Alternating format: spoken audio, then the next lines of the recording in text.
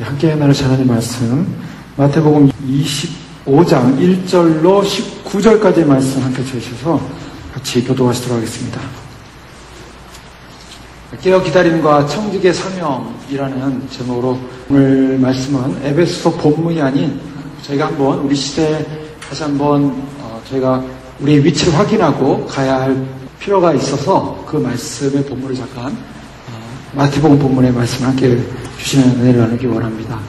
마태복음 25장의 말씀은 계속적으로 24장의 말씀과 연결되어지고 있습니다. 특별히 24장의 이 45절 이하의 충성된 종과 또 악한 종에 대한 예수님 말씀하시면서 이 말씀의 비유는 생각보다 예수님께서 주인이 더디올 거라고 생각했던 종에 대한 경고를 하면서 생각보다 더디온 것이 아니라 일찍 옴으로 말미암아 그 주인 앞에 칭찬을 받은 그런 비유를 하신 다음에 오늘 마태복음 25장 이 본문에 와서는 이 열처녀 비유를 통해서 생각보다 예수님께서 좀 늦게 오는 경우에 일어나는 사건을 가지고 어떻게 우리가 마지막 때 주의 오심을 깨어서 준비하고 기다려야 되는가, 그것은 굉장히 중요한 밸런스가 필요하다는 것을 말씀하고 있습니다.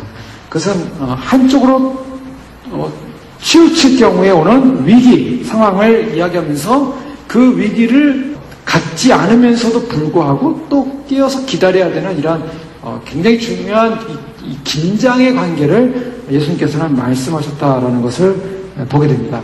이 세상에서 주님을 기다린다는 것이 참 균형을 잡기가 어려운 건데요.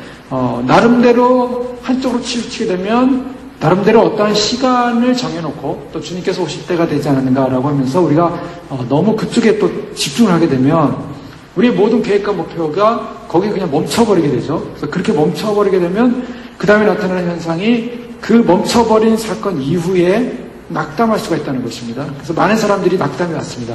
그래서 역사적으로 보면요, 1800년대부터 또 1900년대, 그리고 1900년 넘어서 2000년대, 또 2000년대 와서도 많은 시간들이 주님 오심에 대해서 사람들이 나름대로 계획을 잡았다가 그것이 실패했습니다. 특별히 이 세대주의적 관점에서 신앙을 가졌던 사람들은 예수님께서 뭐 1940년대에 오신다 그랬다가 또 어느 시대에 오신다 그랬다가 이런 것을 많이 기다렸죠. 그런데 그런 기다림 속에 그들은 그 밸런스를 맞추지 못했기 때문에 그 기다림이 지나갔을 때 굉장히 많은 낙심을 했었습니다. 그럼 주님께서는 오늘 말씀을 통해서 분명히 우리에게 보여주는 한 가지 중요한 균형은 우리가 우리 나름대로의 어느 시대를 바라보는 시각을 갖고 나아가는데 그 나아가는 관점에서 긴장을 가지되 우리가 정해놓은 시간이 아니다라는 것이 분명한 성경의 말씀입니다. 마태복음 2장 36절에 보면 그러나 그날과 그때는 아무도 모르나니, 이것이 바로 이제 성경의 정의죠. 성경의 정의는 그날과 그때는 아무도 모르나니 천사도 모르고 아들도 모르고 아버지만 아시느니라 라고 예수님 말씀하셨습니다. 그 다음에 주님 말씀이 중요합니다. 노아의 때와 같이 인자의 임함도 그러리라. 자, 아무도 모른다라고 해서 아무도 모르면 그냥 모르니까 덮어두자가 아닙니다. 모르지만 노아의 때처럼 임한다. 긴박성을 갖고 있습니다. 그러니까 이것이 비밀이라는 겁니다. 주님의 오심은 절대적인 비밀로 되어 있어요. 그래서 천사들도 모르고 또 예수님 본인도 모른다라고까지 얘기하고 있습니다. 그래서 예수님 오실 때 나타나는 증상이 뭡니까? 하나님의 나팔 소리가 외쳐지죠. 하나님의 나팔이 선포됩니다. 하나님께서 때가 됐을 때 아들에게 알려주실 것이고 아들은 그 상황을 알고 이제 주께서 호령과 천사장의 소리와 하나님의 나팔로 오신다 그랬습니다. 그러니까 호령을 하면서 천사장의 소리와 함께 하나님의 나팔이 울려 퍼지는 바로 그때는 바로 하나님만이 주권을 갖고 있는 때라는 거죠. 그러면서 홍수전에 노아가 방주에 들어가던 날까지 사람들이 먹고 마시고 장가들고 시집 갔다. 이 일상적인 삶을 살다가 갑자기 노아의 때 심판이 임하는 것처럼 임했다라는 것입니다. 그러니까 그날과 그때를 모른다 그래서 이것은 막연히 방임하고 살 수 있는 문제가 아니라는 것을 분명히 경고합니다. 그러나 그날과 그때를 정해놓고 거기까지만이다라고 또 말해서도 안 되는 부분을 또 얘기하고 있는 것입니다. 이것을 좋아합니다. 42절 44절에 보면은 그러므로 깨어있으라. 어느 날에 너희 주가 임할는지 너희가 알지 못함이라. 알지 못한다고 얘기하고 있습니다. 그런데 알지 못한다는 전제 속에 뭐라고 합니까? 깨어있어라 라고 말하고 있습니다. 그러므로 깨어있어라. 그러니까 이것은 무엇을 말하냐면 굉장히 역설이죠. 알지 못하기 때문에 그냥 아예 언제 오시든지 이제 맞이하면 된다라고 손 놓고 있으라는 거 아닙니다. 언제 올지 모르시는 상황이기 때문에 오히려 긴장해야 된다는 것을 강조하고 있습니다. 이것이 종말론적인 신앙입니다. 종말론적인 신앙이라는 것은 주님이 언제 오실지 분명히 모른다라고 해서 우리가 그것을 넘기는 것이 아니라 그것을 묻어두는 것이 아니라 모르기 때문에 더 긴장해야 한다는 것입니다. 이런 역설이 들어가 있습니다. 그러므로 집주인이 도적이 어느 경점에 올 줄 알았다면 깨어있어 그 집을 뚫지 못하게 하였으리라. 깨어있어 그 집을 뚫지 못하게 한다. 어느 시점에 올 거라는 어떤 그런 것을 안다면 깨어있지 않겠습니까? 바로 깨어있으라는 것은 마치 그런 것처럼 주인이 온다라는 분명한 인식을 갖고 깨어있는 삶을 살아야 한다는 것입니다. 그런데 그날과 그때는 아무도 모르기 때문에 이 부분에 있어서는 조심해야 될 것을 또한 경고하고 있죠. 그런데요, 오늘 본문 말씀 바로 이제 그러한 우리가 주님 오심을 기다리는 상황 속에서 특별히 열신 예배에 잘 알고 있는 말씀입니다. 성경은 뭐라고 합니까? 성경에서는 주님의 재림을 기다리는 것이 어리석은 일이라고 합니까? 아니면 지혜로운 일이라고 말하고 있습니까? 우리는 분명히 인식을 해야 됩니다. 우리가 갖는 이 주님 오심에 대한 재림신앙, 이것은 성경에서 가장 중요한 구원의 신앙의 핵심입니다. 구원 신앙의 핵심에서 가장 중요한 것은 내가 주님 오심을 믿고 그것을 기다리는 것이 구원과 연관되어 있습니다.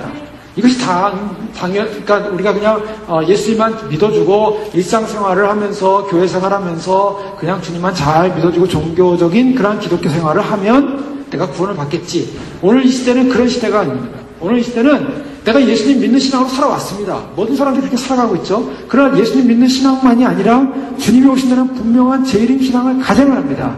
갖지 않으면 구원을 못 받을 수가 있어요. 이것이 이제 담겨져 있는 오늘 말씀의 비유의 말씀이라고 볼 수가 있습니다. 주님께서 오늘 본문을 통해서 특별히 예수님께서 다시 오실 혼인 잔치에 관한 그런 비유를 들고 계십니다. 천국은이라고 말하고 있죠. 천국은 마치 등을 들고 신랑을 맞으러 나간 열처녀와 같다라고 말하고 있습니다. 자, 우리가 잘 알고 있는 대로 이스라엘의 결혼은 3단계로 나눠져 있습니다. 먼저 법적인 혼인 그런 계약을 맺습니다. 법적인 혼인 계약을 맺은 다음에 두 번째는 약혼의 기간을 갖습니다. 혼인의 법적 계약을 맺고 약혼 기간으로 들어가는데 약혼 기간이 들어가면 서로 선물을 교환하고 서로 서약을 합니다. 그러면 이것은 약혼 기간에 들어갔으면 이제 결혼이 성립이었다고 볼 수가 있는 게 법적으로요. 어떤 경우에는 약혼 기간이 1년이 걸리기도 합니다. 1년이 걸리는 동안에는 신랑과 신부가 서로 만나지 않고 따로 생활을 합니다. 그러나 결혼을 한 단계예요. 그래서 예수님께서 마리아가 예수님을 잉태할 때 그때 요셉과의 관계는 뭐예요? 정혼한 관계라고 하지 않습니까? 그래서 결혼 관계가 이미 성립이 됐어요.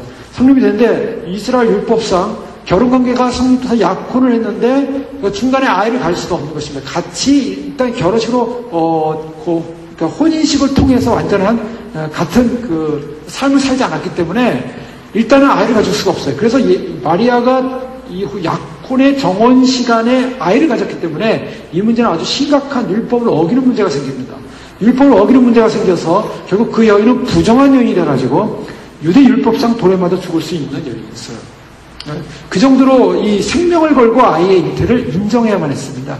마리아는 자신에게 하나님의 아들이 잉태될 것이라는 그 수태고지를 받았을 때 주의 계집종이오니 주의 뜻대로 될 것입니다라고 그것을 인정하게 됩니다. 그것이 마리아의 축복이었습니다. 마리아가 그것을 받아들였어요. 도저히 이해할 수 없고 인정할 수 없고 유대율법상 받아들일 수 없는 그런 정말 어떤 면에서 자기의 목숨마저도 걸릴 수 있는 그리고 자기가 부정한 여인이라고 오해받을 수 있는 그래서 모든 것이 다 무너질 수밖에 없는 그런 두려움 속에서 그것을 인정하게 됩니다. 자, 요셉이 어떻게 했습니까? 요셉이 마리아가 잉태됐다는 걸 사실 알고 어떻게 했습니까? 조용히 헤어지려고 했어요. 이것이 이제 굉장히 중요해요. 요셉도 아주 충격을 받았어요. 이것이 하나님의 계시에서 이루어졌지만 도저히 유대의 율법 사회상으로 인정이 안 되는 겁니다. 그래서 조용히 헤어지려고 하니까 주께서 꿈에 나타나서 마리아를 떠나지 말라 이렇게 하면서 이제 결국에는 같이 움직이지 않습니까? 그래서 베들레헴에 갔을 때요. 사실은 베들레헴이 고향이었기 때문에 마리아가 제대로 된 방 하나 얻지 못하고 마국간에 갈 수밖에 없었던 게 그 사람들 인식 속에는 이 마리아 요셉의 관계가 아마 사람들에게 알려졌을 수도 있습니다. 고향이니까 당시에 그렇게 대단한 사회가 아니지 않습니까? 그런 이제 사회적인 분위기를 갖고 있는데, 어쨌든 이 약혼이 이루어지면 결혼이 이루어진 것입니다. 결혼이 이루어졌는데 중요한 것은 결혼으로 말미암아 혼인 예식을 하는 날이 온다는 것입니다. 이것이 유대의 어떤 그 결혼 풍습이죠. 혼인 예식이 오면은 신랑이 신부를 데리러 오는 것입니다. 자, 결혼이 이미 이루어졌습니다. 이 법적 절차가 끝났습니다. 그리고 약혼 기간이 이제 1년이 지나가고 있습니다. 1년이 지나고 나서 이제 어느 시점에 신랑이 신부를 데리러 간다는 거예요. 신랑이 신부를 데리러 가는 과정 속에 지금 이 문제는 신랑이 신부를 데리러 가는데, 보통 결혼식이 저녁에 이루어졌습니다. 저녁에 이루어지면서 신부를 데리러 가는데 신부의 친구들이, 10명의 증인인 신부의 친구들이 신랑을 맞으러 미리 나가서 대기하고 준비를 하고 있습니다. 신랑을 맞으러 대기하고 준비하는 가운데 등불을 들고, 오늘 성경에서 등불을 들고 준비한다고 하지만 실제로 그 당시에는 횃불이었습니다. 횃불을 들고 나무에다가 횃불에다가 헝겊을 씌워서 거기다 기름을 발라가지고 불을 붙였던 거죠. 그래서 그 기름이 떨어지게 되면 계속 기름을 발라서 불을 붙이게 되는데, 이 10명의 처녀들은 무엇을 했냐면 반드시 신랑이 오는 것을 맞이하기 위해서 준비하고 대기하고 있어야 한다는 것이었습니다. 그런데 어떤 일이 벌어졌나? 무슨 일이 벌어졌습니다. 무슨 일이 벌어졌는지 신랑이 늦게 오더라는 겁니다. 근데 중요한 것은 동네 사람들이 잔치가 이루어지기 때문에 동네 사람들이 다 스탠바이 하고 있는 거예요. 이제 신랑이 오면 혼인잔치를 해야 되는데, 근데 신랑이 늦게 오는 거예요. 사람들이 점점 기다리다가 지쳐갑니다. 잠이 들었습니다. 근데 정작 잠들어서는 안 될 신부의 친구들은 나가서 신랑을 맞이하면 했던 것이죠. 그런데 오늘 성경의 본문에 보면 신부의 친구들이 나가서 신랑을 맞이한 것이 아니라 다 졸며 자기 시작했다는 것입니다. 자, 이것은 무엇을 말하고 있냐면 마치 신랑이 신부를 데려가는 혼인잔치가 파토난 혼인잔치로 보인다는 것입니다. 여기서 이제 굉장히 중요한 부분이 바로 그거예요. 인간적으로 생각할 때 신랑이 오면은 다 잔치가 일어나고 막 기뻐하고 막 일주일씩 잔치가 이루어졌습니다. 막 기뻐하고 춤을 추고, 그래서 일주일씩 잔치가 이루어지는 과정이 벌어지는데 신랑이 오질 않는 겁니다. 자, 결혼 예식을 이제 완전히 행하는 그 시점에 신랑이 오지 않으니까 사람들이 다 분위기가 이상했고요. 다 잠들었고요. 신부의 친구들마저도 전부 다 잠이 든 상황이었습니다. 잠이 들었는데, 자, 성경에 보니까, 6절에 보니까 신랑이 더디움으로 다 졸며 잤어요. 바로 이 부분입니다. 자, 이것이 마지막 때 주님 오심 앞에서 일어날 하나의 사건의 모습을 주님께서 보여주고 있는 모습입니다. 자, 여기서도요, 진짜 이제 주님께서 신랑을 맞이해야 되는 신부의 사명, 이것을 묻고 계신다는 겁니다. 자, 신부들이 해야 될 일은 무엇입니까? 신부의 친구들이 해야 될 일은 신랑을 맞이하기 위해서 깨어 있어야만 합니다. 그리고 횃불을 밝히고 있어야 되는 거예요. 그런데 문제는 다 잠들었다는 것입니다. 여기에 문제가 있었어요. 다 잠이 들었고요. 신랑은 어떤 일이 더디오고 있습니다. 신랑이 왜 되돌까요? 아무도 모릅니다. 이 비유상으로 신랑이 더디오고 있어요. 중요한 것은 우리가 생각할 때, 사람들이 생각할 때, 신랑이 이때쯤 올 것이다라고 생각하고 있었는데 그때 안 오고 더디오더라는 것입니다. 더디오는데 모든 신부의 친구들이 신랑을 기다리다가 전부 잠이 들기 시작하는 것입니다. 전부 졸기 시작하는 것입니다. 졸며 자기 시작합니다. 그때 신랑의 친구들이 먼저 신랑과 함께 오면서 소리를 냅니다. 신랑이로다 맞으러 나오라. 이렇게 소리가 나오는 거예요. 그래서 주께서 호령과 천상의 소리. 왜 소리가 나냐면 마치 유대인의 풍속과 같은 거예요. 지금은 교회와 예수 그리스도의 관계가 어떤 관계입니까? 결혼한 관계입니다. 정혼한 관계입니다. 이미 법적으로 우리는 정혼이 돼 있어요. 그래서 예수 그리스도를 믿고 예수 그리스도의 보혈의 피를 믿고 그분의 언약의 약속을 받은 사람들은 이미 이 구원의 언약의 반지를 받았다고 볼 수가 있는 것입니다. 그리고 그분을 믿고 그분을 기다리는 신부들에게는 그러한 인증이 있는 거예요. 믿음의 인증이 있습니다. 근데 문제는 뭐냐면 그러한 인증을 갖고 교회가 신랑을 기다리는데요. 신랑이 더디오더라는 거예요. 더디오는데 어떻게 더디오냐면 교회의 신부들이 전부 졸며 자는 단계까지 가는 정도로 이 신랑이 늦게 오더라는 겁니다. 그러면 여기서 두 가지를 해석할 수 있습니다. 그러면 신랑은 신부를 데리러 오고 싶은 마음이 없는 것인가? 신랑이 신부를 데려오고 싶은 마음이 없는 게 전혀 아닙니다. 무엇보다도 신랑은 신부를 기다리고 신부를 데려가기 위해서 그런 준비를 했습니다. 그래서 정혼기간 동안에 신랑이 해야 되는 일은 뭐냐면 집을 준비하고요. 신부를 데려가기 위한 모든 준비를 하는 것입니다. 예수님께서 내가 천국에 가서 너희를 위하여 처소를 예비하면 너희를 데리러 오겠다. 신랑이 지금 뭐라고 있냐면 천국에서 신부들의 처소를 준비하고 있는 거예요. 우리들의 처소를 준비하고 있습니다. 근데 우리들의 처소를 준비하는 그 신랑이 준비가 끝나면 우리를 데리러 오는데요. 어떤 이유인지 늦게 오고 있어요. 늦게 오는 이유에 문제가 생긴 겁니다. 자, 신랑이 왜 늦게 오는가? 이것은 오늘 성경의 본문을 통해서 볼 수 있는 것은 진짜 신랑을 맞이할 사람과 맞이하지 못할 사람을 가르는 작업을 하는 것입니다. 성경은요, 참 저희가 보면 무섭습니다. 특별히 예수님께서 말씀하신 내용들을 보면 무서운 게 뭐냐면 그 예수님께서 긍휼과 자비의 하나님 아닙니까? 그러면 좀 믿음이 없고 좀 의심하는 사람, 또 부족한 사람, 이런 사람마저 다 포용해주고 다 구원시켜주면 참 좋을 것 같아요. 근데 성경을 보면 구원의 관계 속에서 예수님이 다 포용하고 사랑해주고 감싸주지만, 누구든지 예수님께 오면, 목마른 자 예수님께 오면 주님께서 다 그 생물을 주시겠지만, 근데 문제는 뭐냐면 그 주님을 바라보는 교회에게 책임을 묻는다는 것입니다. 어떤 책임이냐면 각 신종에게 책임을 묻는다는 거예요. 오늘 말씀 결론적으로 보면 밤중에 소리가 나되 보라 신랑이 나다 맞으러 나오라 하며 이에 처녀들이 다 일어나 등을 준비할세 미련한 자들이 슬긴 자들에게 이르되, 뭐라고 얘기하냐면 그 등을 준비하는데 우리 등불이 꺼져가니 너희 기름을 좀 나눠달라라고 얘기하고 있습니다. 자, 여기서요 이 8절에 우리 등불이 꺼져간다고 말하고 있습니다. 이것은 정확한 번역이 아닙니다. 이것을 킹제임스 번역과 또 헬라어 원문을 보면 등불이 꺼져가는 게 아니에요. 지금 등불이 이렇게 조금이라도 조금 남아가지고 불이 비춰지는 상황이 아니라 등불이 완전히 꺼진 상황입니다. 곤 아웃 됐다고 얘기하고 있어요. 그래서 램프가 곤 아웃 됐다. 램프가 아직 꺼져버린 것입니다. 꺼져버린 것을 다시 불을 붙이기 위해서는 헝겊을 다시 갈아 끼고 그 다음에 새로운 기름을 바르고 불을 붙여야만 하는 것입니다. 그런데 중요한 것은 이 불을 붙이고 나서 신랑을 맞으러 나가는 사이에 기름은 뚝뚝 떨어진다는 거죠. 기름이 이제 모자라는 거죠. 그럼 기름을 계속 공급해줘야 되는 것입니다. 기름을 계속 공급해주는데 슬기로운 처녀 5은 기름을 가지고 있었고요. 5은 기름을 준비하지 못했어요. 이들이 신랑을 맞으러 나오는데 이 5명의 처녀는 그냥 햇불만을 들고 나온 거예요. 기름을 예비하지 않았습니다. 그리고 5명의 처녀는 예비 기름을 가지고 나왔다는 것입니다. 그런데 다 불이 꺼져버린 거예요. 불이 꺼진 상황에서 다시 불을 붙이려고 하니까 예비 기름이 없는 거예요. 불을 붙일 기름이 없다는 것입니다. 이것이 아주 심각한 문제라는 거죠. 자, 신랑이 더디움으로 생긴 문제입니다. 그러면 여기서 이제 두 갈래로 나눠졌죠, 사람들이. 5처녀 어리석은, 5처녀 슬기로운. 그 어리석은 5처녀의 문제는 뭐였습니까? 신랑을 내가 맞으러 가는데 충분한 기름, 이 정도면 충분하다. 이 정도의 기름이면 충분하다고 스스로 판단했다는 겁니다. 스스로 판단해서 신랑을 기다리는데 신랑이 정상적인 것 같으면 왔어야 돼요. 그 밤이 자정이 지나기 전에는 분명히 왔어야만 합니다. 근데 왔어야 될 신랑이 안 오는 거예요. 안 오니까 자기가 들고 있었던 등불이 어떻게 했습니까? 다 타버린 겁니다. 다 타버리면서 졸며 잤던 거예요. 자, 여기서 문제가 생긴 것입니다.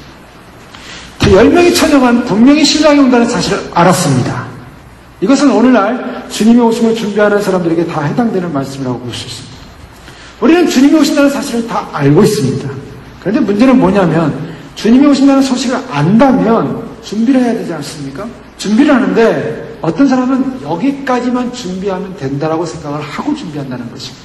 그것이 시점이 됐던 날짜가 됐던 시간이 됐던 아니면 자기 자신의 변화, 성화, 그리고 바뀜, 이것이 여기까지만 나는 된다라고 생각한다는 것입니다. 그러나 오늘 말씀 속에는 어떻습니까? 그것은 우리의 판단을 뛰어넘는다는 것입니다. 신랑이 오는 시점은 내가 이 정도면은 신랑을 기다리는데 부족함이 없겠다라고 한 정도의 시간을 뛰어넘는다는 거예요. 여기에 함정이 있다는 것입니다. 마지막 때 주의 오심을 준비하면서 우리 주의 오심을 기다리면서 참 우리 자신이 어디까지 주의 오심을 기다려야 됩니까? 내가 이 정도까지 주님 오심을 기다리면 되는 거 아니겠습니까? 라는 그런 한계 상황을 두지 말라는 경고인 것입니다. 두지 말고 주님이 오시는데 내가 한계 상황 두는 것 이상으로 주님을 기다릴 수 있다라는 전제를 하라는 것입니다. 자, 전제를 하기 때문에 그러면 우리는 그러면 이제는 시간이 좀 여유가 있으니까 내가 세상 속에서 열심히 살아야지. 오히려 주님을 기다리지 않고 세상으로 돌아가야 그게 아니라 그랬죠. 신랑은 언제든지 올 수 있는 가능성, 그 긴장 속에서 주님이 늦을 수 있다라는 가능성을 열어놔야 한다는 것. 자, 이것이 굉장히 중요한 것입니다. 자, 이 5명의 처녀는 어땠습니까? 어리석은 5명의 처녀는 굉장히 자기 자신들이 신랑을 기다리는 것이 일시적이고 그리고 피동적인 상황에서 등 기름을 준비하지 않았고 나중에 결국 신랑이 오신다는 소식을 들었을 때 다른 사람에게 기름을 좀 달라고 그렇게 요청하는 그런 일이 벌어진 것이죠. 이 등불은 무엇을 상징하고 있냐면 기름을 가지고 그 등불을 불을 밝히고 있다는 것은 바로 이 믿는 자의 주의 오심을 준비하는 사람의 삶의 증거와 이 고백이라고 볼 수도 있습니다. 더 나아가서 기름을 준비한다는 것은 무엇을 말할 수 있냐면 인내의 모습이라고도 볼 수가 있어요. 그래서 인내로서 우리가 주의 오심의 날을 기다리는 그 마음, 그 중심, 그것을 우리가 반드시 가져야 된다라는 것입니다. 그래서 그 주님이 오실 거라는 그 분명한 확신적 그런 약속을 믿고 우리가 해야 될 일이 있다면 바로 그 날을 소망하면서 기다리는데요. 자, 더디 온다라고 했을 때 이 더디 오면 무엇을 상징합니까? 그것은 신랑의 배려입니다. 오늘날 우리가 주님 오실 기다릴 때 주님이 더디 온다라고 하면 왜 더디 오겠습니까? 그것은 신랑의 배려예요. 즉 이미 무드살라 피를 통해서 알고 있지 않습니까? 주님이 심판을 하실 때 심판을 연장하는 이유가 있습니다. 주님이 심판을 경고하지만은 그 심판이 당장 이루어지지 않는 걸 보게 돼요. 항상 역사를 통해서 보면. 그러면 그 심판을 연장하는 이유가 뭡니까?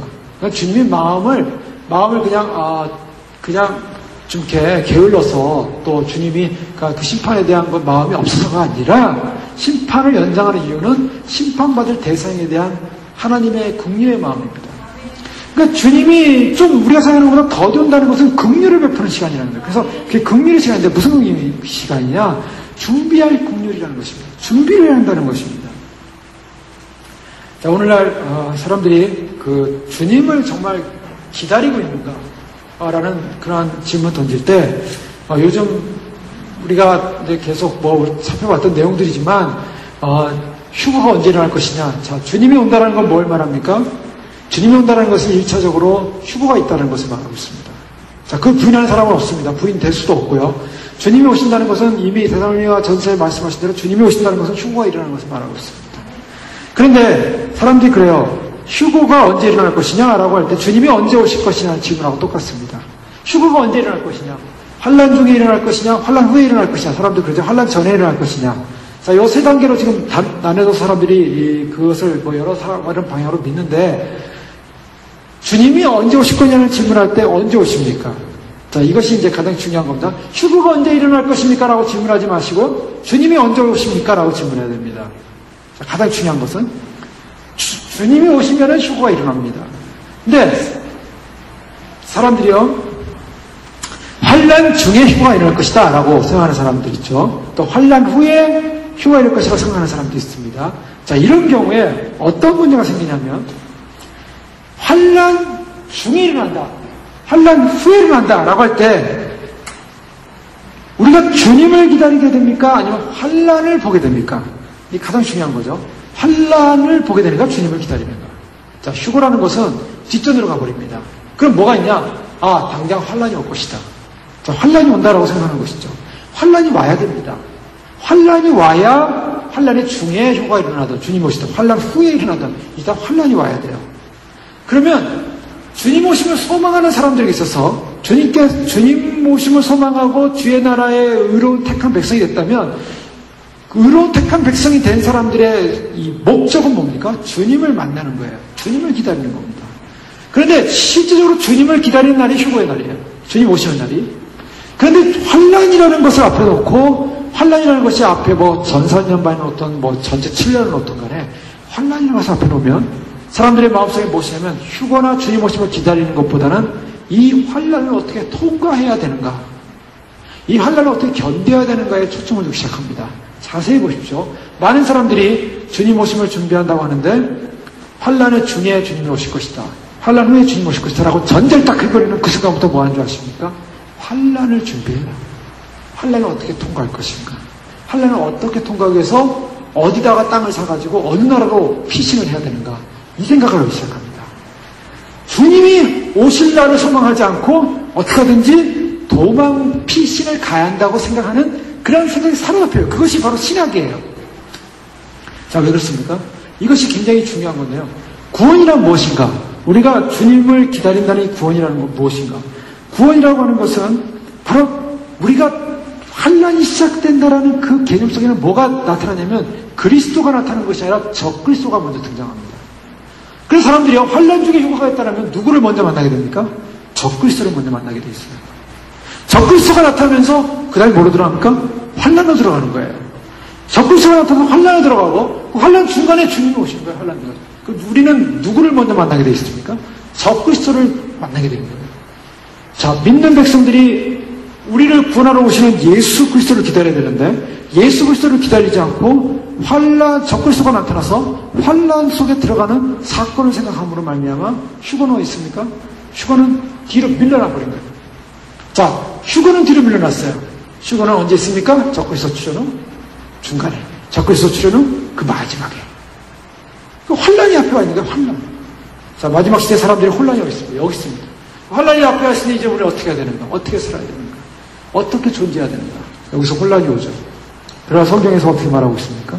자, 환란이 오면서 어떻게 살아야 되면 어떻게라는 이 말씀 속에는 현실적으로 들어옵니다. 어떻게 우리 현실적으로 유지해야 될 것인가? 우리가 어떻게 현실적으로 이것을 지켜나가야 될 것인가? 현실적이 됩니다.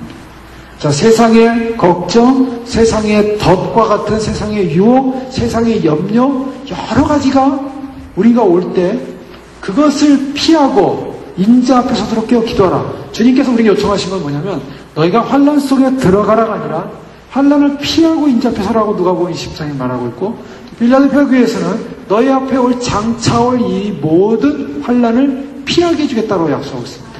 자, 구원이라는 것이 무엇입니까? 구원이라는 것은 우리가 지옥불에 들어가가지고 지옥을 막 경험하다가 거기서 확 하다가 막 말다가 주님 앞에 딱 구원받는 것이 지옥입니까?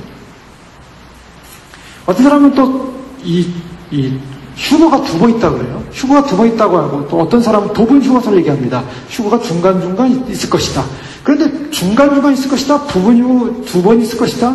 사실 성경적으로 보면 다 틀린 얘기입니다. 왜냐하면 성경에서는요. 오늘 말씀 보면은 신랑이로다 맞으러 나오라 한 다음에 어떤 사건이 납니까? 문이 딱 닫혀버려요.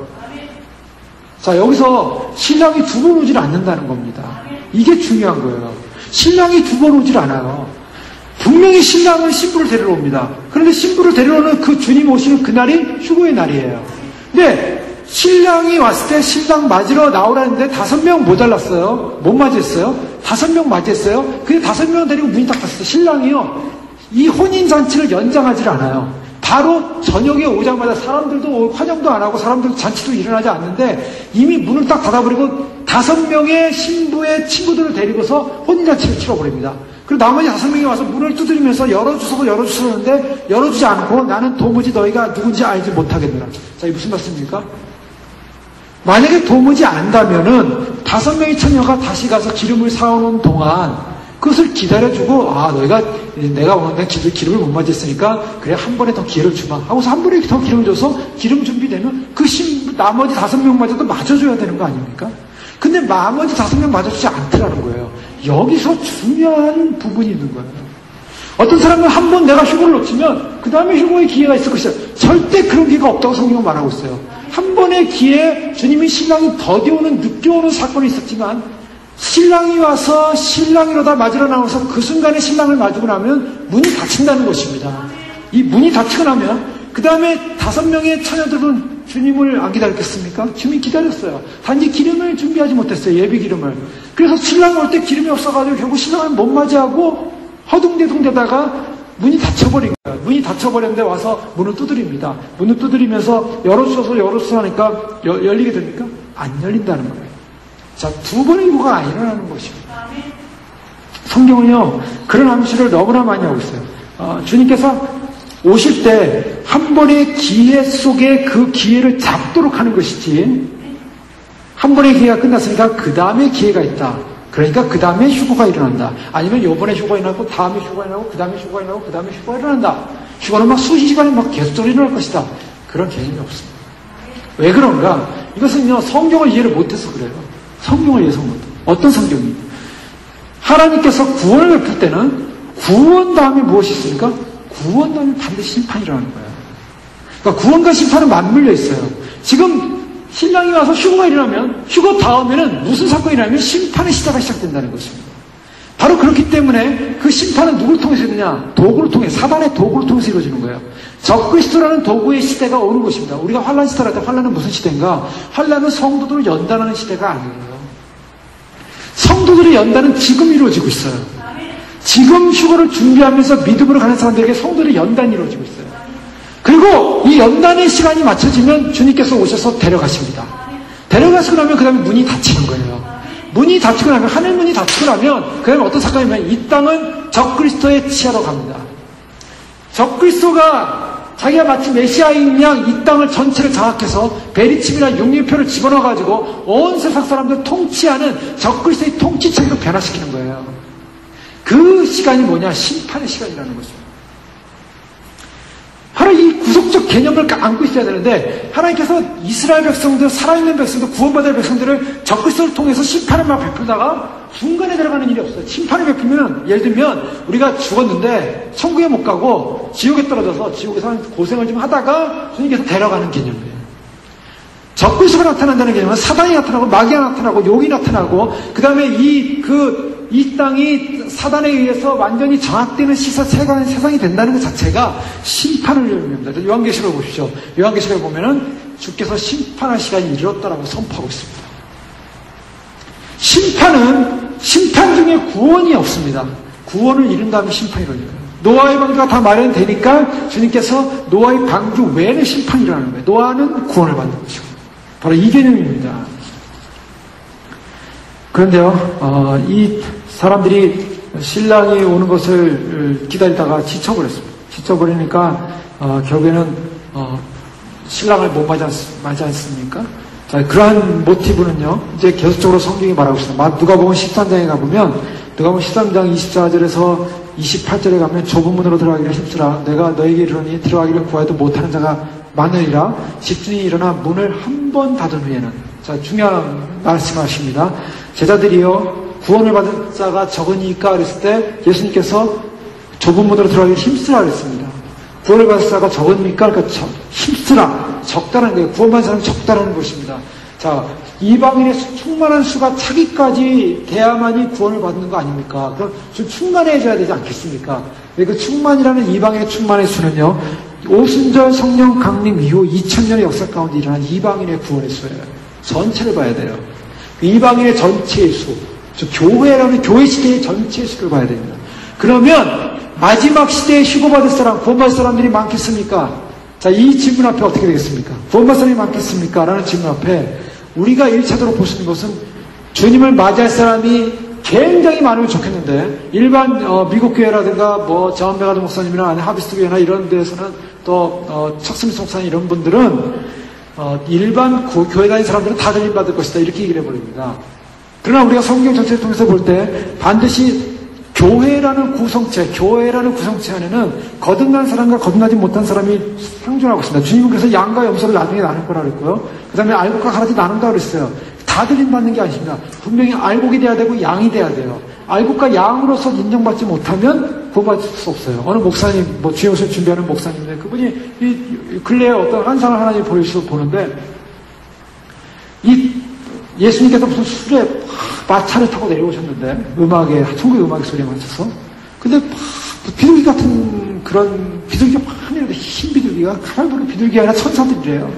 천사들이 내려왔는데 이제 교회들마다 이제 그 앞장 리더가 목사님들이 이제 피켓을 들고 이렇게 가니까 거기에는 그 피켓 뒤에는 뭐 무리가 적은 무리도 있고 큰 무리도 굉장히 많은 무리도 있고 뭐 교회들마다 다 다르더라는 거야. 뭐 큰 교회, 작은 교회 숫자가 많은 게 막 여러 가지 있지 않겠습니까? 그런데 그 피켓은 그 목사님 뒤로 천사들이 한 명씩 쫙 내려오는데 천사들이 그 이마에다 빛을 탁 쏘더라는 거예요. 빛을 탁 쏘니까 그 사람 앞에 대형 스크린이 나타나더니 그 사람 속에 있는 것이 쫙 나타나더라는 거예요. 이제 이분이 휴거 환상을 본 겁니다. 결국 대형 스크린이 쫙 나타나는데 그 사람 속에 뭐가 있느냐에 따라서 완전히 달라져요. 어떤 사람은 뭐 공자, 어떤 사람은 돼지, 뭐 이런 게 막 나타나더라는 거예요. 자, 그러면서 이제 결국 그 영이 성화가 안 된 사람들이에요. 영이 성화가 안 된 사람들은 스크린이 확 나타나니까 천사가 비치니까 그 스크린 그런 모습이 확 나타나니까 전부 수리를 못 하는 거예요. 마차가 다 와 있는데 마차를 못 하는 거예요. 근데 어떤 사람은 빛이니까 십자가가 확 나타나고, 어떤 사람은 양으로 나타나고, 그런 사람들 다 타더라는 거예요. 그 다음에 예수님께서 그 수레가 막 소리를 팍 내더니 막 올라가기 시작하니까 그 사람들을 태운 수레가 같이 따라 올라가기 시작하는 거예요. 그리고 뒤를 딱 돌아봤더니 그 이상한 동물 형상으로 나타나는 사람들, 이상한 모양을 나타나서 어떤 사람은 이렇게 죽어있더래요. 죽어있더래요. 저 사람 왜 죽어있나 그랬더니 행함이 없는 믿음을 죽은 것이라. 그 연기에서 죽어있는 거예요. 그 사람 자체가. 비춰보니까 죽어있는 거예요.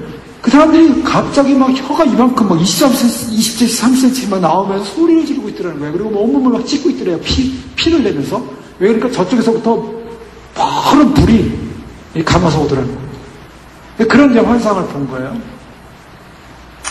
이게 뭘 말하고 있냐면, 결국 이제 그 보여준 게 교회 안에, 아무리 교회에 다녀도 우리 각자가 천사들이 와서 주님께서 우리를 천사들이 각 동서남에서 이제 물론 지상재림 때도 다 불러 모으지만 휴거 때도 주님께서 오셔서 우리를 데려가실 때 우리를 데려가는 조건이 뭐냐는 거예요. 우리를 보신다는 거예요. 우리의 스크린, 우리의 모든 삶을 주님께서 아시고 우리를 비춰서 데려갈 준비가 된 사람이냐 안 된 사람이냐 이 평가를 한다면 데려가신다는 거죠. 남을 사람 남는다는 거예요.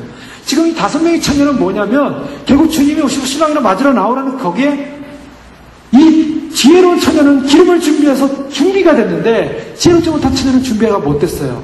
그 남게 됩니다. 남게 되는데요. 이 구원이라는 것이 뭐냐? 구원받은 사람이 많습니까? 라고 할 때 예수님께서 누가복음 13장에 좁은 문으로 들어가기 힘쓰라. 결국 뭔가? 우리가 과연 기름을 준비한다는 게 뭔가? 주님을 맞이하기 위해서 준비해야 되는 게 뭔가? 뭐겠습니까? 기름을 맞이하기 위해서 우리가 날마다 기도 생활합니다. 말씀 읽어야 됩니다. 근데 성경에서 뭐라고 합니까? 요한복음 마태복음 7장에서 우리가 살펴봤던 것처럼 좁은 문에 들어가기 힘쓰라. 자, 어떤 사람이 구원받냐면 좁은 문 안에 들어온 사람이 구원받는 거예요. 그 좁은 문 안에 들어가기 힘써야 되는데 구하여도 못하는 자가 많으리라. 무슨 말이냐면 많은 사람이 못 들어간다는 거예요. 많은 사람이 못 들어간다는 거예요. 이게 현실이에요. 성경에서 주님이 말씀하신 것은 우리가 다 구원받고 다 들림받지 않는다는 데 문제가 있어요. 많은 사람들이 다 구원받지 못한다는 데 문제가 있어요. 집주인이 일어나 문을 한 번 닫은 후에 너희가 밖에 서서 문을 두드리며 주여 열어주소서 하면 저가 대답하여 가로되 나는 너희가 어디로서 온 자인지 알지 못하노라. 성경에 뭐라고 말씀하세요? 한 번 문이 닫힌 후에 한 번 우리 찬송 부르잖아요. 한 번 문이 닫힌 후에 못 들어간다. 성경에서 말하는 구원 개념은 문은 한 번 열려요. 그리고 한 번 닫히면 끝이에요. 문이 열렸을 때 그때 들어가야 되는 거예요. 휴거는 한 번에 이루어져요. 그 한 번의 휴거를 못 잡으면 끝이에요. 근데 많은 사람들이 지금 오늘날 휴거가 2번 있다, 3번 있다 얘기하면서 휴거를 놓쳐도 첫 번째 휴거를 놓치면 두 번째 휴거를 잡으면 된다는 말도 안 되는 얘기입니다. 이거는 성경에 없는 얘기예요. 성경에 구원을 2번 주겠다는 얘기가 없어요. 보십시오. 마태복음부터 서신서 전체를 보세요. 구원을 2번 준다는 말씀이 없어요. 휴거는 당하면서 휴거받을 사람 한 번으로 끝납니다. 그럼 나머지 남는 사람은 뭐냐? 나머지 남는 사람들은 끝까지 자기 믿음 지켜서 숨겨야 돼요. 죽어서 들어가야 돼요. 살아서 들어가는 사람, 살아서 올라가는 사람은 단 이례적으로 끝이에요. 나머지는 죽어야 돼요. 나머지 죽어야 되는데 어떻게 죽어야 됩니까? 반드시 숨겨야 돼요. 이것이 성경에서 보여주는 내용이에요. 자, 우리가 어떤 사람이 그래요. 휴거를 소망하니까요. 휴거를 무시해요. 저는 그런 얘기 들을 때마다 참 말을 어떻게 할 수를 못하겠어요. 미혹을 내가 어떻게 저렇게 미혹이 됐나. 아니 그래요. 휴거는 좀 양심 없는 거 아닙니까? 어떤 옛날에 벌써 한 4년, 5년 전에 어떤 분이 저한테 그러더라고요. 휴거를 생각하는 것은 양심 없는 거래요. 그 뭐에 양심이 없습니까? 했더니 아니 환난을 좀 받은 다음에 우리가 뭐 휴거를 되든지 뭐 순교라든지 그 주님 앞에 좀 그런 거 해야 되지 않냐고. 우리가 휴거를 소망해서 싹 올라가 버리면 얼마나 그 양심 없는 행동이냐고 그렇게 얘기를 하더라고요. 자, 그럼 보면 인본적으로 보면 그럴듯해요. 그렇죠? 우리가 주를 위해 고난을 받고 주를 위해 어려움을 당하고 얼마나 의롭고 멋있어요. 주를 위해 고난. 여러분, 주를 위해 고난 당한다는 것이 사실은 말이 고난이지 우리가 정말 우리가 생활과 삶과 환경만 조금 바뀌어져도요. 우리 그냥 막 인생이 막 뒤흔들려요. 막 바닥부터 흔들려요. 사람들이. 믿음도 다 떠나가 버리고요. 막 흔들리는 게 인생이에요. 조금은 먹을 거 없어도요. 패닉이고요. 막 이렇게 사람은 약해요. 그런데요. 주를 위해 환난에 남아서 끝까지 목숨 바쳐 고난 그렇게 돼야 된다는 거예요. 그런데 제가 속으로 본 거예요. 휴거가 정말 쉬운 건지 환난 받고 순교하는 게 정말 쉬운 건지 어느 게 더 쉬울까? 제가 질문을 해봤어요. 사람들이 휴거가 쉬운 거래요. 여러분, 휴거가 쉽습니까? 이거는 상식 밖의 생각을 해요. 휴거가 쉽습니까? 그냥 휴거된다. 그러니까 휴거되는 사람은 쉬운 길을 선택한 거예요. 너무나 알량한 그 잔머리를 굴려서 내가 좋은 거 잡아야지. 내가 저 권한받는 거 난 싫어. 나는 이거 잡아야지. 그래서 그렇게 잡은 거예요, 저희가? 휴거는 어려운 겁니다. 왜 어려운 줄 아세요? 어느 누구도 자기가 지구 중력을 뚫고 하늘로 올라가서 천국에 들어갈 사람이 아무도 없어요. 휴거가 뭐가 쉬워요? 순교는 이 땅에서 죽어. 모든 사람이 죽은 것처럼 죽는 길이에요. 모든 사람이 나이가 들어서 병들어 죽던, 나이가 들어 죽던, 아니면 순교를 해서 목이 베어 죽던, 인간은 다 죽게 돼 있어요. 인간이 가는 길이에요. 그러나 주님께서 모든 인생을 다 살지 않고 중간에 넌 스탑, 여기까지다 하고서 목배임을 당하면, 주님을 믿는 그 믿음으로 목배임을 당하면 거기서 끝이에요. 휴거는요, 주님이 오신 날 주님이 데려가시는 사건이에요. 이거는 초자연적인 사건이에요. 초능력. 내가 이루는 사건이 아니에요. 내가 휴거되는 사건이 아니에요. 내가 올라가는 사건이에요. 내가 무슨 로켓 엔진 갖고 올라가는 게 휴거가 아니에요. 휴거는 하나님께서, 주 예수님께서 이 땅에 오실 때 그 택한 신부들, 거룩한 신부들, 의의 신부들, 천년맨된 그런 거룩한 신부들을 주님께서 고르고 골라가지고 데려가는 사건이에요. 이게 쉬운 사건이 아닙니다. 그러니까 쉽지 않으니까 사람들이 뭐예요? 포기하는 거예요. 그 골치 아프다. 성화시키는 거, 성화되는 거? 어렵다. 내가 아무리 나를 성화시키려도 안 돼. 내 기질이 안 보여, 그냥. 그러니까 어떻게 합니까? 그냥 내 기질도 살다가 휴거 안 되고, 휴거는 소망하지 않고, 그냥 어떻게 믿음 지키면 나중에 베리침 안 받고 휴거하면 되겠지. 휴거를 쉽게 포기해요. 왜 포기합니까? 어려워서 포기한다고 저는 보여요. 휴거는 쉬운 길이 아닙니다. 휴거가 너무 사람들이 생각할 때, 휴거는 그냥 주님 오신 믿기만 하면 다 올라가는 거 아니야? 주님 오신 믿는다고 다 올라가는 게 아니에요. 성경을 보세요. 다 올라가는 게 아니에요. 수많은 사람들이 주님 오신 믿는다고 하면서도 아직도 자기의 본질을 벗어버리고 죽이지 못함으로 말미암아 결국 세상 속에 사는 사람들이 너무나 많아요. 세상의 가치관 속에 사는 사람들이 너무나 많아요. 자, 그때 너희가 말하되 우리 주 앞에 먹고 마시는 또한 우리 길거리에서 가르치셨나이다. 저가 너에게 일러 가로되 나는 너희가 어디로 왔는지 알지 못하노라. 행악하는 모든 자들아 나를 떠나가라. 자, 주님한테 배웠습니다. 주님 앞에서 먹고 마셨습니다. 교회 생활했다는 거예요. 말씀 들었다는 거예요. 그런데도 주님이 모른다는 겁니다. 이게 무서운 말씀이에요. 그러면서 뭐라고 하시냐면 보라 나중 된다가 먼저 되고 먼저 된다가 나중 된다. 이런 말씀하시고 또 동서남북에서 하나님 나라의 잔치에 사람들이 참여할 때 너희는 슬피 울며 이를 감이 있으리라. 자, 슬피 울며 이를 감이 있으리라 말하고 있습니다. 슬피 울며 이를 가는 건 뭡니까? 슬피 울며 이를 가는 것은 바로 구원받지 못한 사람들이 하는 행동이에요. 마태복음 7장 21절에 보면 예수님께서 나보고 주여 주여 하는 자마다 다 주님 맞이하는 만다 그랬죠. 근데 어떤 사람이 주님을 맞을까? 하나님의 뜻대로 내 아버지의 뜻대로 행하는 자라야 바로 들어가리라. 천국에 다 들어갈 것이 아니라 내 아버지 뜻대로 행하는 자야 다 들어가려. 우리 배우지 않았습니까? 말씀 살펴보지 않았습니까? 아버지의 뜻이 뭡니까? 마태복음 7장부터 보면요. 비판하지 말라. 또 너희가 심판자의 자리에 서지 말라. 형제의 눈에는 티를 보면서 너 안에 들보를 보지 못하느냐. 복음을 진주복음을 개에게나 돼지에 던지지 말아라. 또 율법의 완성은 뭐냐? 남에게 대접받고자 하는 자가 남을 대접하는 것이다. 또 염려하지 마라. 세상을 바라고 염려하지 마라. 먼저 그 나라와 그 의를 구하라. 이것이 다 아버지 뜻이었어요. 근데 그 아버지 뜻대로 살지 않고 있고 그걸 알아요. 아는데 아버지 뜻대로 살 수가 없어요. 살지 않고 있어요. 살지 않으면서 무슨 생각을 하냐면 나는 주님 오신 믿었으니까 주님 맞이할 수 있겠지. 주님은 기준이 뭐냐면 주님 오셨을 때 우리에게 스크린을 빛을 비칠 거예요. 그래서 과연 합격이냐 안 합격이냐 그건 주님이 판단하실 일이에요. 주님이 판단하실 때 천국에 다 들어갈 자냐 아버지의 뜻대로 행하는 사람만 들어간대요. 무서운 사실입니다. 그러니까 사람들이요 나더러 이래 주여 주여 우리가 주의 이름으로 선지자 노릇하며 주의 이름으로 귀신을 쫓아내며 주의 이름으로 권능을 행하지 아니하였습니까? 어떤 사람들이 예수님 믿고 구원받은 사람은 어떠세요? 권능이 일어나야 되고 기적을 풀어야 되고 무슨 표적이 나타나야 되고 은사가 나타나야 되고 그건 기준이 아니에요. 구원받는 기준이 절대 아니에요. 이 사람들이 그 많은 권능을 했어도 왜 구원받지 못했습니까? 아버지의 뜻대로 살지 않았어요. 여러분 이게 뭡니까? 구원받는 기준이 뭐야? 우리가 어떠한 우리 안에 외부적 하나님으로부터 오는 은사가 나타나서 은사를 행하는 그 행위 자체는 구원의 기준이 아니라는 거예요. 그건 구원의 기준이 아니라 아버지의 뜻대로 진짜 행하고 살았는가, 그 행함이 있었는가, 그 행함에 결정을 했는가. 이 미련한 다스처녀는 뭐냐면 결국 아버지 뜻대로 살지 못한 사람들입니다. 주님 오심을 준비한다고 기다렸는데 왜 끝까지 가지 못했는가? 아버지 뜻대로 갈 수가 없었어요. 누가복음 21장 34절 이하면 너희는 스스로 조심하라. 그렇지 않으면 방탕함과 실천함과 생활의 염려로 마음이 둔하여지고 뜻밖의 근내하니 덕과 같이 너에게 말이라. 자, 예수님 신랑이 오신다는 이 신랑이 오심은 두 가지입니다. 구원과 심판이에요. 어떤 사람의 심판이에요? 세상의 심판이 아니라 교회 안의 심판이 먼저 이루어진다는 거예요. 어떤 사람들이 심판이 받습니까? 너희는 스스로 조심하라. 방탕, 술 취함, 생활의 염려로 마음이 둔하여지면 그날이 덕과 같이 너에게 만다. 자, 신랑이 이러다 맞으러 나오는데 덕과 같이 왔어요. 횃불을 볼까? 횃불은 이미 꺼져 있어요. 없어요. 왜? 이미 세상에 취해 있어요. 이미 잠들어 버렸어요. 자, 잠들어 버렸다는 말이 무슨 말입니까? 영적으로 감각이 없어져 버렸어요. 긴장이 사라졌어요. 깨어 있어야 되는데 깨어 있지 못하고 긴장 사라져 버리니까 어떡합니까? 마음이 둔해져 버린 거예요. 죄에 대한 감각도 둔해져 버렸습니다. 주님에 대한 감각도 둔해져 버렸습니다. 내 마음의 심령의 긴장감이 사라지기 시작했습니다. 덕과 같이 그날이 임한다는 거예요. 주님 오시는 그날이 무서운 날이 되는 거예요. 두려운 날이 되는 거예요.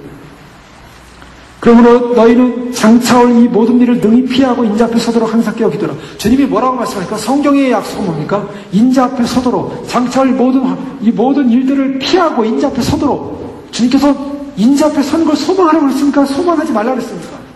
소망하라고 그랬어요. 우리가 해야 되는 뭐냐면 그냥 단순한 겁니다. 우리는 뭐 대단한 존재가 아니야, 굉장한 존재가 아니야, 인간 아무것도 아니에요. 지난 금요일에 살펴보지 않았습니까? 포도나무 가지가 잘리면은 쓸만한 것이 아무것도 없다고, 그냥 태워버리는 외에는 없다고. 우리는 단지 주님 앞에 붙어서 주님 앞에, 주님 내가 인자 앞에 서도록 내가 깨어 기도하겠습니다. 깨어 준비하겠습니다. 이 믿음을 가지고 주님을 신뢰하고 주님을 바라봐야 되는 줄 믿습니다. 그 다음에요, 계속적으로 오늘 마태복음 말씀 살펴보면 그 다음에 이 열처녀가 들어가지 못하고 남게 됐는데, 또 이 주님 오실 때 주님을 못 맞이하는 사람의 비유 가운데 특별히 청지기 비유를 주님 하십니다. 자, 이것은 영적으로 준비되어져야 되고 성화되어야 되고 변화되어야 되고 또 말씀의 뜻대로 사느냐 안 사느냐의 행위의 문제였는데, 그런 행위의 문제 속에서 더 구체적으로 주님께서 달란트 비유를 해요. 여러분, 달란트 비유는요, 그냥 주님께서 그냥 달란트 주셨으니까 달란트 잘 활용하면 상 받고 안 활용하면 그냥 책망 받는다, 이 정도로 생각하시면 안 됩니다. 달란트 비유를 왜 주셨냐면 이거는 구원을 받느냐 안 받느냐의 그 기준점이 된다는 거예요. 구원을 받느냐 안 받느냐. 구원을 받느냐 안 받느냐. 자, 어떤 부자가요, 종들이 있어서 달란트가 5달란트 나눠주고요, 2달란트 나눠주고 1달란트 나눠줬습니다. 근데 2달란트 받은 사람은 어땠습니까? 그것을 배로 남겼다고 그랬어요. 배로 남겨서 열심히 일했습니다. 그런데 1달란트 받은 사람은 어떻게 했습니까? 그것을 묻어놨다고 그랬어요. 묻어놨다고 그랬어요. 이걸 왜 잘 알고, 달란트가 뭡니까? 달란트는 여러 가지일 거예요. 영적인 기회나 특권, 자원, 타고난 능력, 은사, 물질적 능력, 교회에 맡은 사명, 작은 것들, 어떤 것도 상관이 없어요. 반주다, 찬양이다, 봉사다, 섬김이다, 다 될 수 있어요. 주님께서 우리에게 맡기신 모든 것이 달란트라고 볼 수 있어요. 근데 많은 사람은, 어떤 사람들이 5달란트의 능력이 주어졌어요. 어떤 사람은 2달란트, 사람마다 달란트가 다르죠. 다 같으면 얼마나 좋겠습니까? 그러나 어떤 사람은 1달란트예요. 근데 5달란트 하는 사람들은 그것을 가지고 어떻게 열심히 그것을 가지고 일을 했어요. 장사를 하고 일을 했다는 개념이죠. 그 달란트를 활용해서 주님을 섬겼어요. 그랬더니 또 5달란트가 남아졌다는 거예요. 2달란트도 마찬가지였습니다. 근데 여기서 핵심이 뭡니까? 이 말씀에서 핵심은 1달란트 받은 사람에게 문제가 있었다는 거예요. 그것을 지금 지적하는 것입니다. 앞으로 주님 오실 때 주님께서 구원을 받을 자와 구원받지 못할 자의 평가가 어떻게 하냐면, 달란트 비유를 통해서 구원받지 못할 자에 대한 경고라고 있습니다. 어떤 사람이 구원받지 못하냐면 1달란트를 받은 사람의 경우 그것을 땅에 묻어버렸습니다. 묻어버렸다는 것은 영적인 기회를 버렸다는 거예요. 영적으로 해석을 해야 됩니다. 자, 중요한 건 뭐냐면, 달란트를 주신 분이 여기서 성경에서 뭐라냐면 다시 오셔서 결산한다는 겁니다. 이것은 종말론적인 거예요. 마태복음 25장의 열처녀 비유도 신랑이 오죠. 달란트 준 사람이 어떻게 한다고요? 다시 온다는 거예요. 지금 뭐냐? 주님의 재림은 우리를 구원하고자 하는 재림인데, 어떤 경우에는 주님이 우리를 심판하기 위해서 오시는 재림이라는 거예요. 무엇을 심판합니까? 우리에게 주신 달란트를 제대로 활용했냐 안 활용했냐를 심판하는 날이에요. 그리고 무서운 날이에요. 그날은 결산날입니다. 예수님 오신 날은 우리가 우리 소망을 기다립니다. 주님 오실 때 나는 올라가야 됩니다. 휴거돼야 됩니다. 우리 교회는 그 소망이 있습니다. 그런데요, 주님 오시는 날은 무슨 날이냐면 이제 결산하는 날이에요. 우리를 결산할 거예요. 우리 각자를 결산할 거예요. 주님이. 이게 긴장입니다. 21절 19절에 보면 오랜 후에 종들의 주인이 오랜 후에 종들의 주인이 돌아옵니다.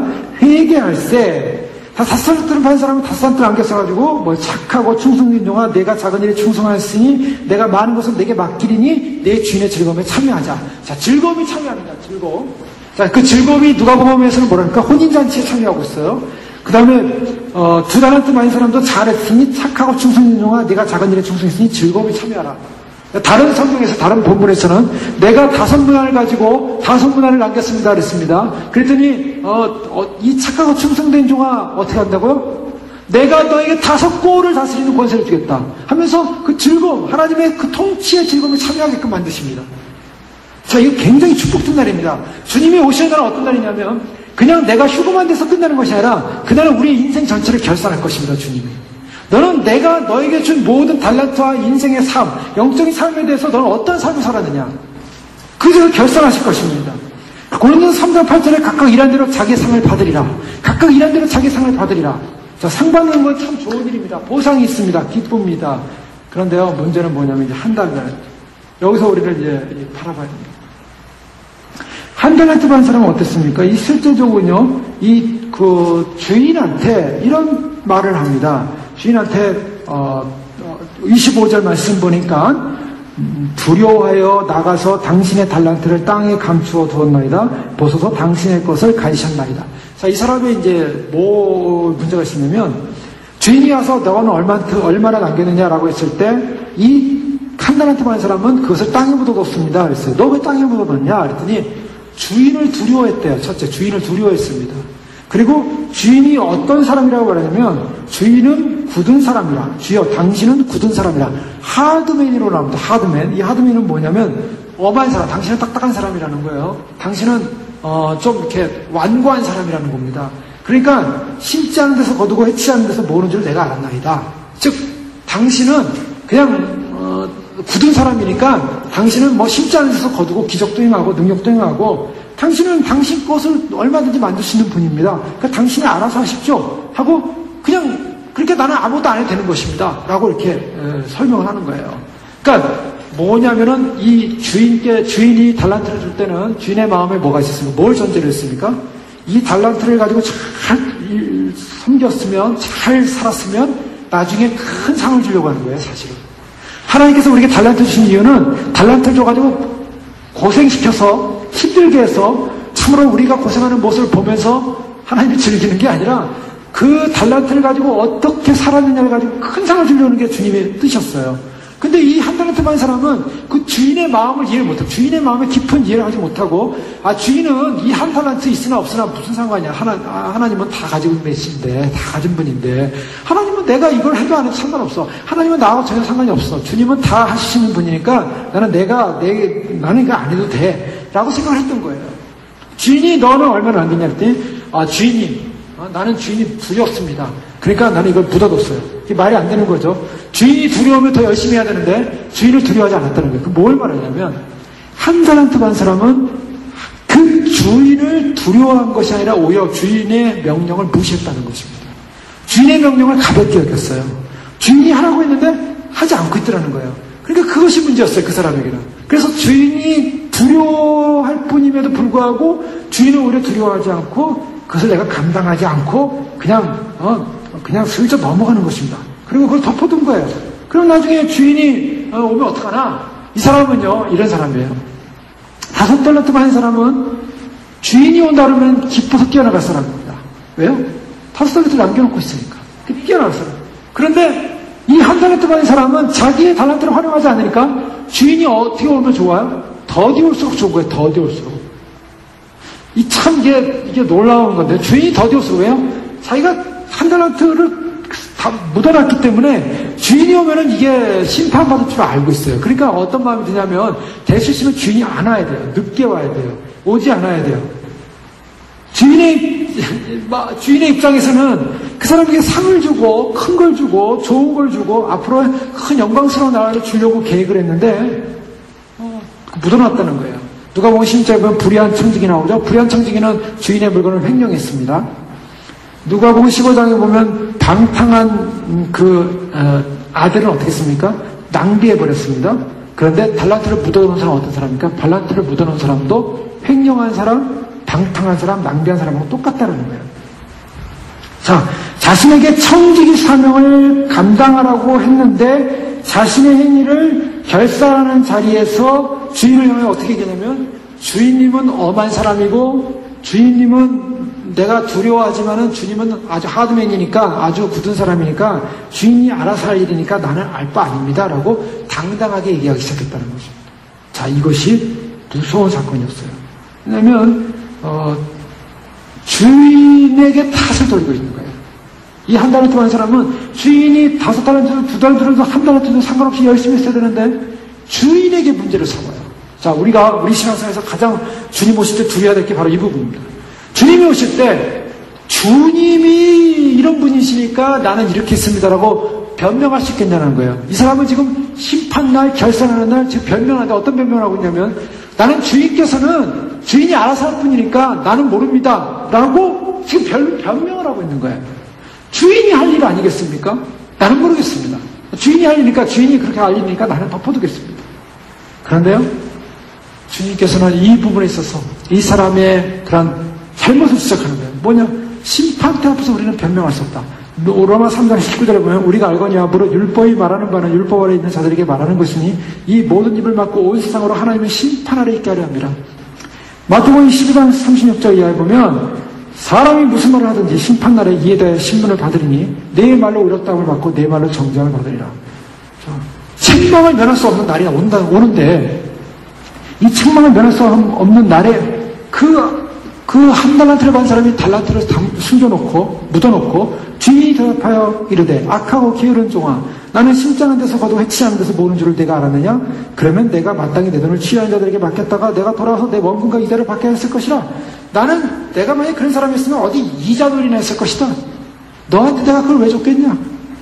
너로 알고 준 것은 그것을 가지고 열심히 일을 해서 열심히 그 뜻을 따라서 순종해가지고 결국에는 그 하나님 앞에 영광을 돌리라고 했는데 너에게 맡겨진 그것을 너를 위해서 너 하나님을 사용하지 않고 이 사람은 어떻게 했습니까? 그 달란트를 다 묻어두고 어떻게 했냐면 자기 일을 해버렸던 거예요.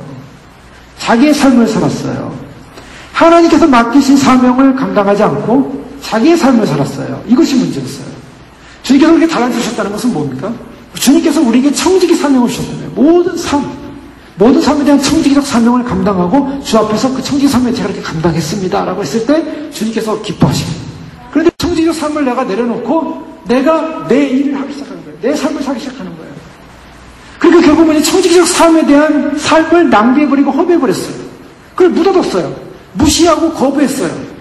자, 이것이 무서운 것입니다. 주님 오실 때요, 주님이 우리에게 반드시 물어볼 게 뭐냐면 과연 주님 오심을 정말 기뻐하고 즐거워하고 있냐는 거죠. 많은 사람들이 마지막 때 그래요. 주님 오시면 정말 기대하는가? 휴거를 정말 소망하는가? 주님이 빨리 오시길 기대하는가? 아, 주님 빨리 안 오셔. 저 늦게 올 거야. 저 뒤에 올 거야. 저도 늦게 올 거야. 왜 그렇습니까? 본질적으로는요, 주님 오심을 기뻐하는 사람은, 주님 앞에 설 날을 소망하는 사람은 주의 말씀을 감당하면서 최선을 다해 노력하고 최선을 다해 수고하고 최선을 다해서 주님 결산하는 날을 기다리는 사람들이에요. 그런데 그 결산하는 날이 두려운 사람들은 어떻게든지 심판이 늦어져야 돼요. 어떠한 심판을 연장해야 돼요. 여기서 말씀하는 건 뭡니까? 주님께서 우리에게 이 5달란트, 2달란트, 1달란트 받은 사람의 공통점은 뭐냐면 주인은 반드시 돌아온다는 사실을 알았다는 것입니다. 그런데 주인이 와서는 주인이 오자마자 하는 일은 뭐냐면 결산한다는 거예요. 내 인생을 결산하리라. 근데 결산하는 그때 내가 지금 그동안 못했으니 내가 열심히 하겠습니다. 시간이 없습니다. 5천년은요, 결산하는 그날이 뭡니까? 내가 지금 하겠습니다. 시간이 없었어요.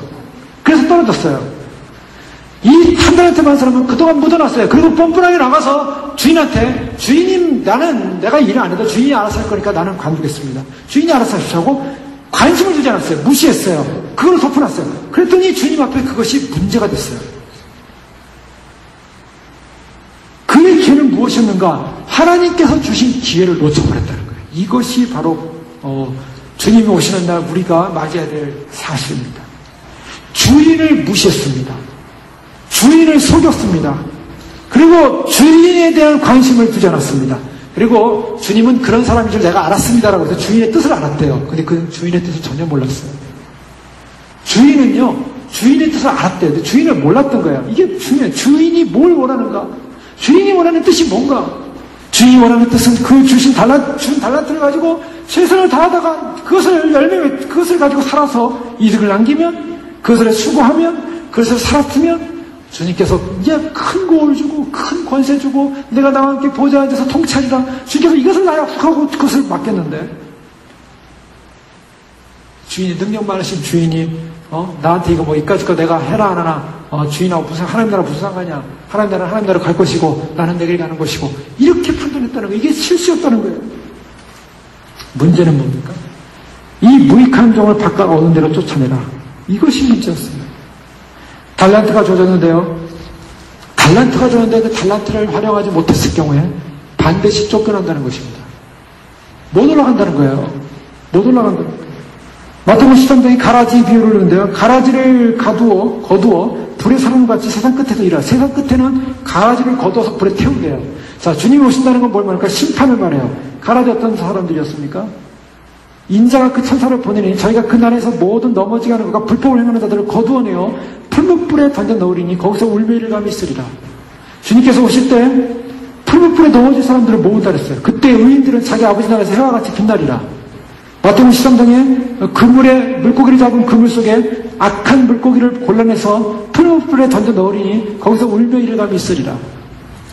마태복음 22장에 호인잔치를 베푸는 왕이 호인잔치를 베푸는 사람들이 원인하니까 길가에 가서 막 데려와라. 사람들 다 치웠어요. 근데 어떤 사람이 예복을 입지 않았어요.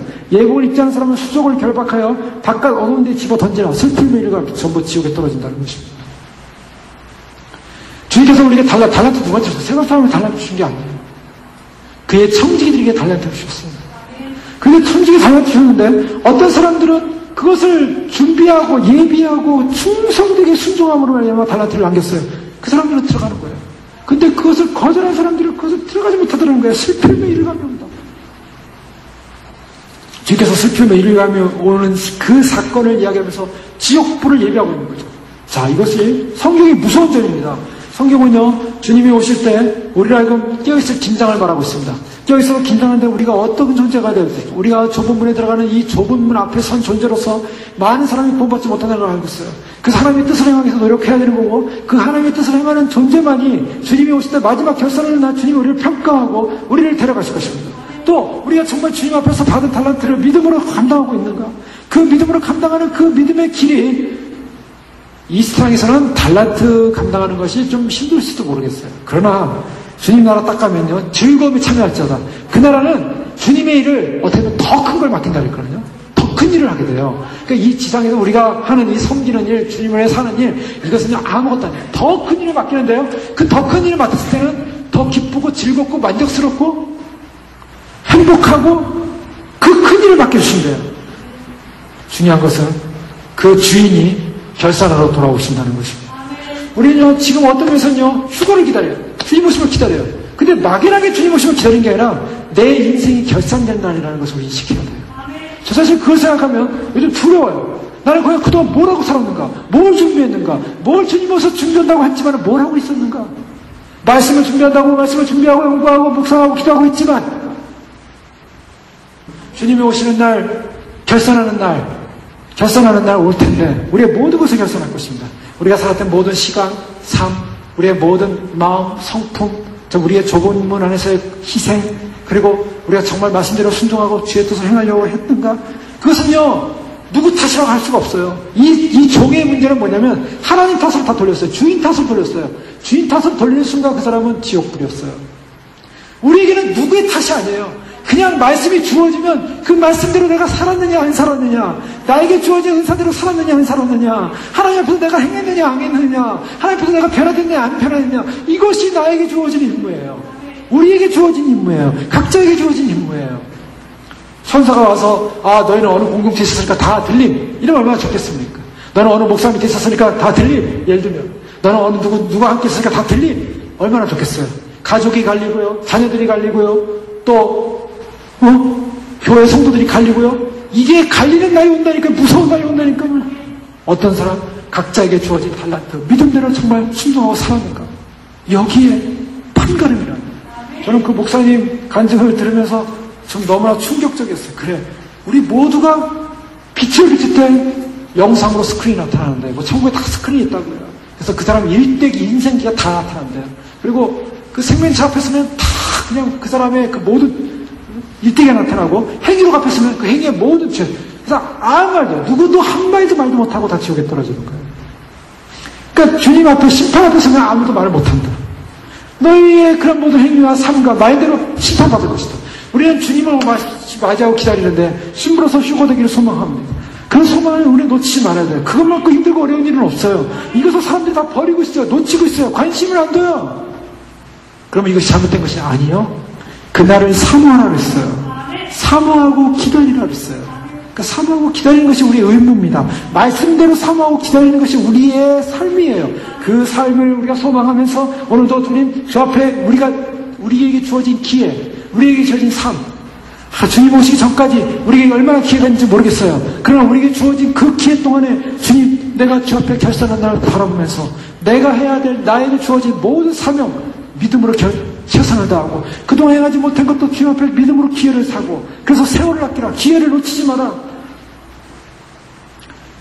바로 그것이 우리의 영혼이 갈 수 있는 최후의 결산의 날, 바로 주님 앞에서 인정받을 수 있는 그런 시간이 올 것이라는 사실을 믿고, 우리가 정말 우리에게 주어진 시간 속에서, 삶 속에서 정말 우리에게 주어진 달란트를 다 활용해서 주님 앞에 영광을 돌리고, 주님 오시는 날 달란트 묻어뒀다는 책망과 함께 바깥에 내어 쫓겨 일을 하는 것이 아니라 정말 잘할도다, 충성되다, 내가 그 작은 것 충성했으니 내가 이것을 맡기겠다, 내 나라 전체를 맡기겠다.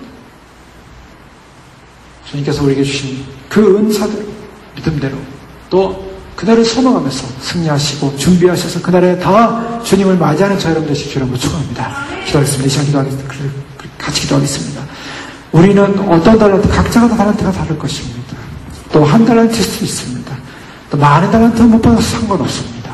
주님께서 우리에게 주신 그 달란트의 소망, 그 은혜를 우리가 구해지 않고 참으로 주님 오시는 날, 결산하는 날 옵니다. 그 결산하는 날 부끄럽지 않게 주님을 맞이할 수 있도록 축복하여 주십시오. 함께 기도하겠습니다. 주여, 우리 기도하겠습니다. 주여, 주여, 주여. 아버지 하나님, 아버지 하나님 감사합니다. 우리에게 맡겨진 시간들, 아버지 하나님 얼마 남지 않았습니다. 우리가 또한 이 땅 가운데 살면서 바라봅니다.